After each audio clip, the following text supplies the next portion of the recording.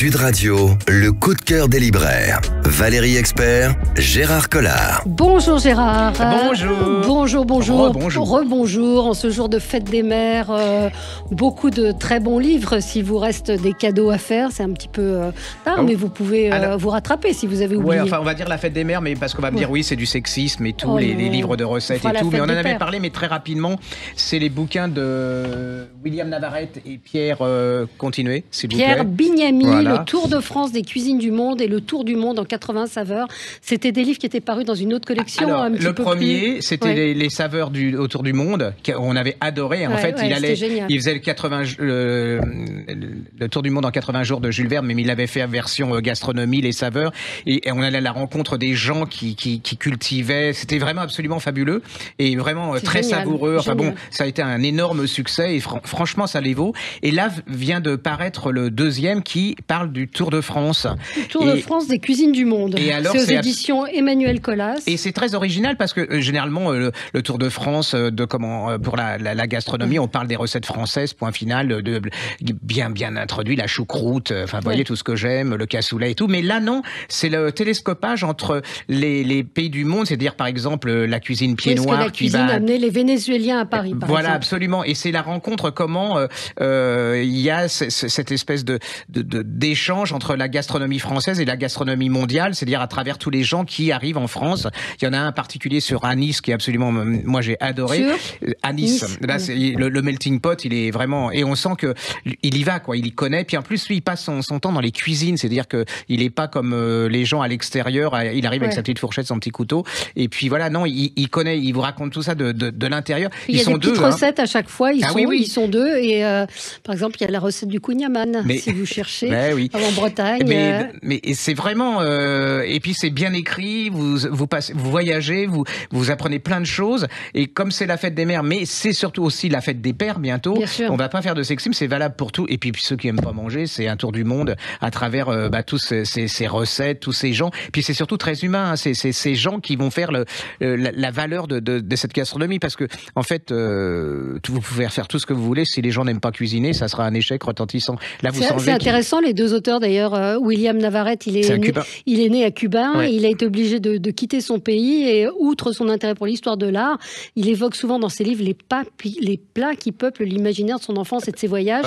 Et Pierre Bignami, son co-auteur, lui, il était personnel navigant, né à Nice d'une famille italienne. Je trouve ça intéressant, les deux profils. Et oui, quand vous les rencontrez ensemble, c'est vraiment extraordinaire parce qu'ils n'ont rien pour être ensemble et en fin de compte, quand vous les écoutez, ça se complémente très très bien. Mais franchement, allez-y parce que c'est beau comme la couverture. Regardez-le en podcast. C'est très, très beau. Et c'est un petit éditeur, enfin petit, moi c'est péjoratif, ça n'a rien de péjoratif. Non, mais c'est moins connu. Emmanuel Colas. Ils font des choses absolument. Si vous avez l'occasion, regardez dans leur catalogue, vous allez sur leur site d'édition. C'est vraiment des gens formidables et ils font des choses originales. Alors, la Griffe Noire avait dit quel plaisir sensuel, touchant, original, un ouragan de saveurs et de rencontres, une petite merveille. Voilà. Donc, William Navarrete et Pierre Bignami, le Tour de France des cuisines du monde et le Tour du monde en 80. Oui, c'est très beau. Juste un message à Marlène Schiappa. Oui. Elle va sortir un livre, mais il ne faut pas qu'elle oublie qu'elle le ramène à la bibliothèque, parce que franchement. Pourquoi ? Non, mais franchement, j'ai vu le synopsis, de ce que. Enfin, j'attends. Il ne faut pas non plus être. Il faut pas être. Oui. Mais j'attends avec impatience, quoi. Je sens Vous que. Vous faites un teasing. Oui, là, allez-y, ne loupez pas le dernier. Alors, à mon avis, il va y avoir les bonnes pages dans tous les. Dans les journaux, il va y avoir beaucoup de promotions. À mon avis, on va se cantonner aux bonnes pages dans les journaux. Un polar. Alors. Vous savez, il y a un truc qui m'énerve, dans l'édition, c'est le copinage. Je ne sais pas si vous avez remarqué les phrases qu'il y a sur les bandeaux. Roman extraordinaire, Paul Schmurtz. Et puis sur le bouquin de Paul Schmurtz, vous avez Paul Machin qui dit que son bouquin, c'est des renvois d'ascenseur. Et donc, les gens que je connais et qui écrivent... Et nous, on dit en général quand on connaît les gens et on l'assume. Et généralement, c'est très mauvais pour les gens qu'on connaît parce que j'hésite d'en parler parce que je ne veux pas non plus rentrer dans ce système. Mais il y a des fois où c'est absolument... Voilà, je suis tombé. En plus, Jacques Expert, vous savez, c'est un monsieur qui écrit beaucoup de polars, qui s'est allié avec Philippe Ballon aux éditions Calman Levy, qui a écrit « Je suis Amélie Langlais ». Et alors, franchement, je me suis fait avoir de la première à la dernière page. C'est vraiment... Voilà. Alors c'est l'histoire. Apparemment, c'est très simple.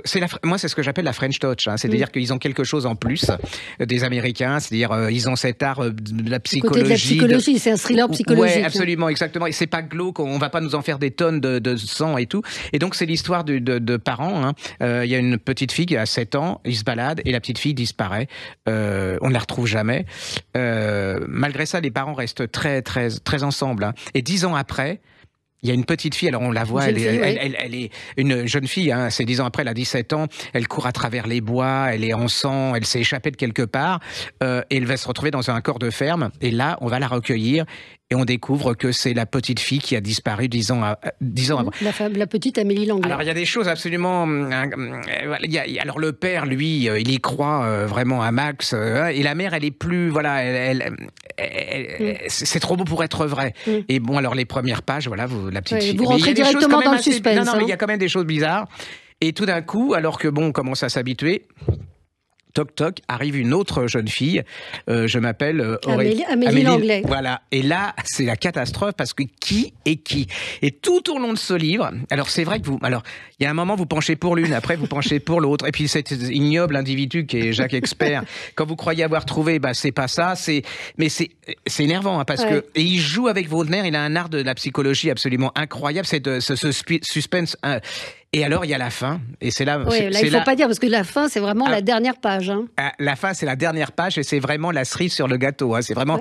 Vous êtes amusé, enfin, vous avez été passionné pendant X pages, et voilà. Faut pas en dire plus, et c'est amusant, parce que... Enfin, amusant, c'est un livre écrit à 4 mains, donc avec Philippe Balland. J'étais un peu sceptique. Hein, eux, c'est la première fois qu'ils le font, mais ils sont amis depuis plus de 30 ans, et ça s'est passé formidablement bien, et je trouve que c'est très, très réussi. Et à mon avis, ça devrait être un des grands succès au niveau polar de cette année. Parce que alors, si les gens ont lu ça, c'est le carnet des rancunes qui était exceptionnel. Et là, vous retrouvez le côté absolument exceptionnel de Jacques Expert. Et donc de Philippe Balland, puisque tous les deux ont travaillé à ce livre. Et c'est vrai que c'est un suspense. Moi, ma mère, elle l'a lu, elle l'a commencé une après-midi, elle l'a fini le lendemain matin, elle pouvait pas s'arrêter. Et j'ai tous mes collaborateurs qui l'ont pris parce que, vous savez, j'avais Pôle Danse. Enfin, je regarde. Et là, il n'y en a pas un qui a résisté au truc. Donc, je suis contente pour lui. Donc ça s'appelle Je suis Amélie Langlais, 2 adolescentes pour une seule identité. Qui est la vraie Amélie Langlais ? C'est chez Calman Lévy Noir, Jacques Expert, Philippe Balland. Alors surtout, ne m'envoyez pas de petits posts en disant que vous êtes vendu à Calman Lévy, à Valérie Expert et tout. Ça sert à rien non, Gérard fait ce qu'il est très libre. On a beau se connaître très bien. Il est libre et vous reviendrez quand même la semaine prochaine. Merci. Alors, autre surprise. Il y a des gens, il y a des périodes comme ça où tout le monde sort des bons bouquins. Et moi, c'est un de mes chouchous. Hein. C'est Valentin Musso, ça s'appelle Le mystère de la maison aux 3 ormes. C'est au seuil. Et je me suis fait avoir. Alors, c'est comme l'autre, hein, c'est du purement psychologique. Et une fois que vous êtes. Alors, l'histoire au début, elle est très, très, très classique. Hein. C'est une histoire de chambre close. Vous avez Montalembert, un conte qui est un peu à la dérive parce qu'il a plein de problèmes de fric. Il réunit dans un même espace, dans une vieille maison, dans un vieux manoir, 4 personnes. Plus un policier qui est à la retraite. Alors, le policier a un sommet il est du 36. Hein, vraiment, c'est incroyable et tout. Et il dit au policier, j'ai reçu des lettres de menaces, est-ce que vous pouvez me protéger ou essayer de voir venir. Alors, je vais pas voilà. Alors, la première partie, hyper classique, hein, Agatha Christie. Et tous les 4 personnages ont des secrets. Mais vous êtes pris, hein, c'est vraiment, vous êtes dedans, vous vous lâchez pas. Et là, ça va basculer. Et il y a 2 autres parties qui correspondent c'est autre chose. Et c'est vraiment une pure merveille. Je pense que c'est un de ses meilleurs. C'est un peu comme Jacques Expert, c'est vraiment un de ses meilleurs. Vous êtes complètement dedans. Et pareil, une fin. Et alors, il y a une critique de l'édition là-dedans. Il y en a qui ont dû avoir les oreilles qui sifflent. C'est vraiment... Et puis, la fin et les personnages du début sont pas... Enfin, voilà, parce qu'on m'insulte à chaque fois parce que je dis je spoil comme ils disent. Non, maintenant vous avez fait des progrès. Vous dites-moi. Là, voilà. Allez-y avec ces 2 bouquins-là. Vous allez passer 2 moments exceptionnels avec cette French touch qui fait que le polar français, pour moi, est une des meilleures littératures qui existent actuellement. Une vraie particularité. C'est vraiment où ils ont. Et c'est pas facile, je pense, pour Valentin Musso, même s'il a on doit arrêter de lui parler de son frère. C'est le frère de Guillaume Musso, donc c'est pas évident de dessiner, mais il a une vraie carrière à lui. Il a ses lecteurs. Moi, je vois dans les salons des gens qui viennent le voir. C'est des vrais fans. Absolument. Et il fait sa place. Il a mis plus longtemps, mais il prend bien sa place dans le monde du polar. Allez-y, c'est vraiment... Bon, je voudrais dire aussi aux gens qui m'envoient des mails que ça serait bien que je finisse mes phrases, mais ça sera toujours comme ça. Et à mon avis, voilà. Ça fait 30 ans qu'on se connaît, ça fait 30 ans que c'est comme ça. Voilà. Un mot sur un livre qui s'appelle Fac Off, F-A-C, plus loin, Off. Ah oui. C'est Frédéric Socher, c'est paru chez Léo Cher, et c'est vraiment l'envers du décor de l'université. Moi, j'ai beaucoup aimé, je l'ai fait lire à une amie qui est prof, et c'est vraiment le parcours d'un étudiant qui devient professeur d'université. Elle dit que c'est la première fois, et moi je l'ai ressenti comme ça, qu'on raconte assez bien comment il faut être politique quand on rentre à l'université pour faire évoluer sa carrière. Il y a beaucoup d'anecdotes pour ceux qui connaissent. Elle me dit que c'est très très réaliste, très très bien raconté. C'est intrigue, trahison et complot, et on comprend parfois, me dit-elle, la difficulté. Enfin, vous le ressentez quand vous connaissez rien au monde de l'université, mais vous ressentez vraiment c'est un milieu dur, contrairement à ce qu'on pourrait imaginer des profs en jean en velours, enfin avec leurs pantalons de velours. Pas du tout. C'est très très compliqué. Notion de carrière, la complexité de construire une carrière. Lui, il est prof à la Sorbonne, il connaît bien le milieu universitaire. C'est assez drôle et c'est un récit assez unique sur ce monde. Et je crois qu'il est dans un milieu encore pire, c'est qu'il fait de la recherche. Et dans la recherche actuellement, c'est terrible.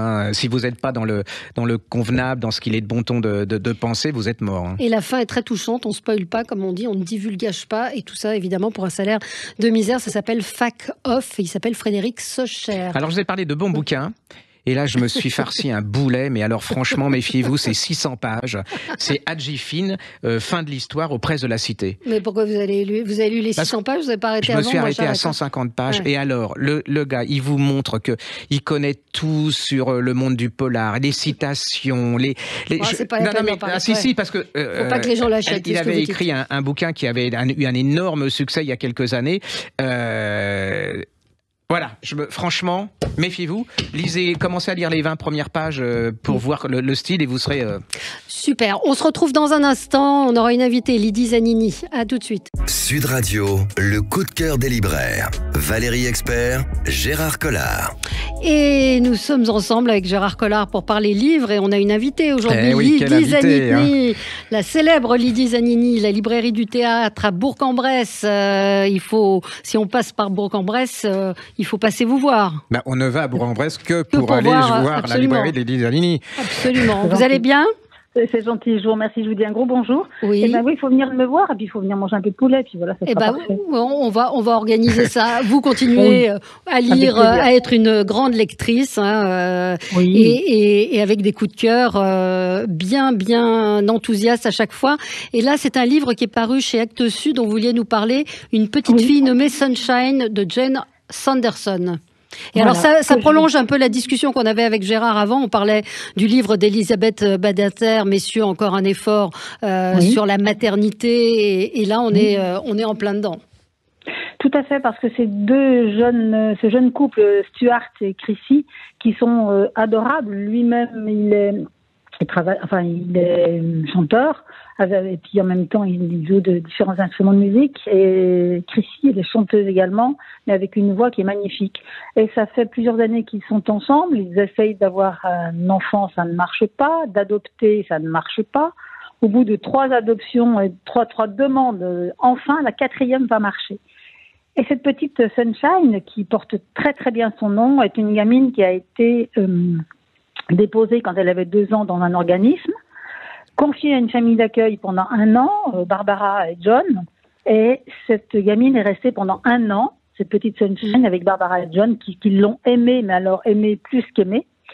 Et maintenant qu'elle doit changer de parents à nouveau avec Stu et puis Chrissy, ça lui fait déjà 3 expériences dans sa petite vie alors qu'elle n'a encore pas 4 ans. Oui. Mais tout se passe bien.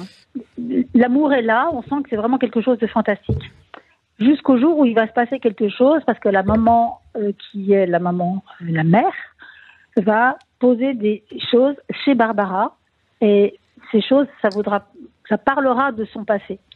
Évidemment, Chrissy prend une trouille phénoménale en se disant « on va m'enlever ma fille, on va me l'enlever, c'est pas possible », alors que des liens se sont déjà créés.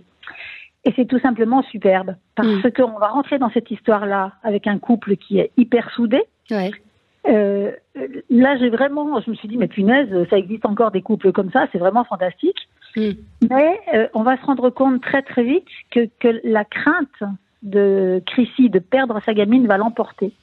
Et finalement, elle n'a pas tout à fait tort. Et que ça va perturber la relation de couple. Un petit peu, mais il n'y a pas que ça. D'accord. Parce que ce bouquin-là, qui est un roman, qui pourrait être un roman traditionnel, va se transformer en quelque chose qui pourrait ressembler à du polar. Parce qu'on va rentrer dans la famille de Chrissy, son père et sa mère, Doug et Diana, qui sont des gens relativement aisés. Diana est complètement coincée, et dès l'instant où elle mange un petit poids, elle a peur de grossir.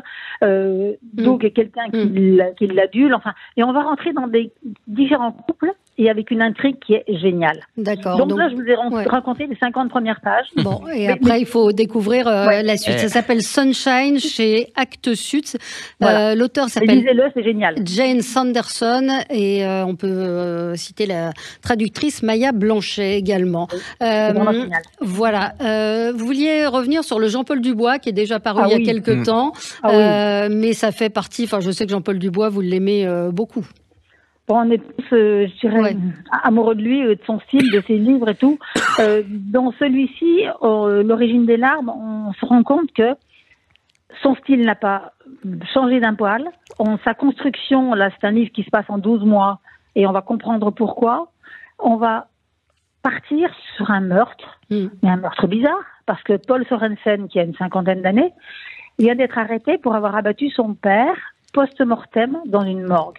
Il doit tirer dessus alors qu'il était mort. Les flics comprennent rien. Il va être jugé et avec ce procès qui atteint l'intégrité d'un cadavre, on va se rendre compte qu'il a une peine de prison avec sursis. Puis à côté de ça, il doit aller voir un psy obligatoire pendant un mois. Enfin, une fois tous les mois, pendant 12 mois. Et ce psy est atteint d'une maladie où il a les yeux qui pleurent tout le temps, je ne sais plus comment ça s'appelle. Et ceci pour cacher un peu l'attention qu'il pourrait avoir pour ses patients. Et notre Paul Sorensen va parler à ce psy.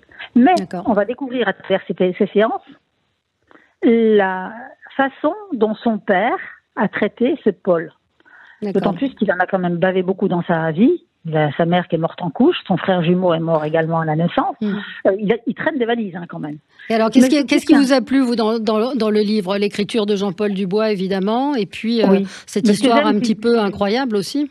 C'est complètement rocambolesque, mais d'à côté de ça, on ne peut absolument pas le lâcher. Et ce que je trouve de véritablement fantastique, c'est qu'on baigne dans la mort et que ce livre est jubilatoire et qu'on se marre. Ça veut dire que c'est très... Non, je l'ai pas lu du tout. Je suis passée à côté complètement. Oui. Bah écoutez, complètement. Ça pourrait être déjanté, mais c'est construit, c'est génialement. Comme ce qu'il écrit. Non, mais là, c'est 200 pages de super bonheur. Là, il ne faut absolument pas s'en priver. Là, je suis comme Gérard. C'est paru aux éditions de l'Olivier, ça s'appelle L'origine des larmes, Jean-Paul Dubois.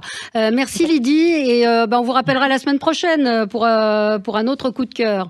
Avec grand plaisir. Merci. Avec grand plaisir. Merci Lydie. Donc Gérard, on continue ? Alors...